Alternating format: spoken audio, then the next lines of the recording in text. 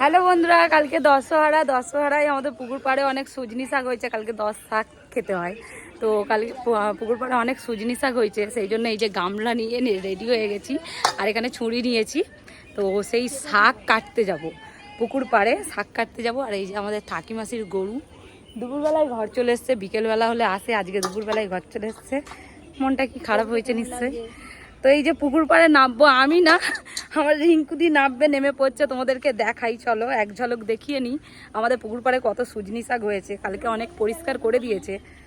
আর হ্যাঁ, ওইখানটা নরম নরম আছে, আর আরও আছে, তোমাদেরকে একবার দেখি নিই, চলো দেখে নাও। করতে নামছিস এখানে? চলো উঠে যা। এখানে ঢং করতে নামছে, ঢং করতে এখানে। তো ওখানে ওই যে কাস্তে নিয়ে সুজনি শাক কাটতে শুরু করে দিয়েছে একবারে, যেমন হচ্ছে গরু খাওয়ার ঘাস কাটছে, ঘ্যাস ঘ্যাস করে কাস্তে নিয়ে ঘাস কাটা, এই শাক কাটা শুরু করে দিয়েছে। সুজনি শাক, কত সুন্দর সুজনি শাক হয়েছে আমাদের পুকুর পাড়ে, পুরো পুকুর ভর্তি হয়ে গেছে। এত সুজনি শাক হয়েছে, এপাশ থেকে পুরো এপাশ পর্যন্ত পুরো সুজনি শাকে ভর্তি হয়ে গেছে। কত সুন্দর লাগছে আমাদের পুকুর পাড়টা। আর অনেকেই তুলে নিয়ে যায় এখান থেকে, এগুলো সব তুলে নিয়ে চলে গেছে অর্ধেক। আর এগুলো আমরা আজকে তুলছি, আমিও পরশুদিন না কবে তুলেছিলাম কটা।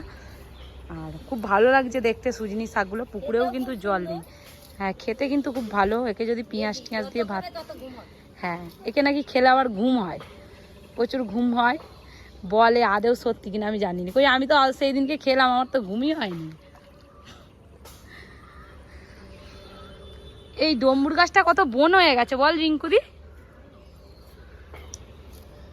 তো আমরা সুজনি শাক এখন কেটে নিই, ও কেটে নিই, আর আমি দাঁড়িয়ে আছি।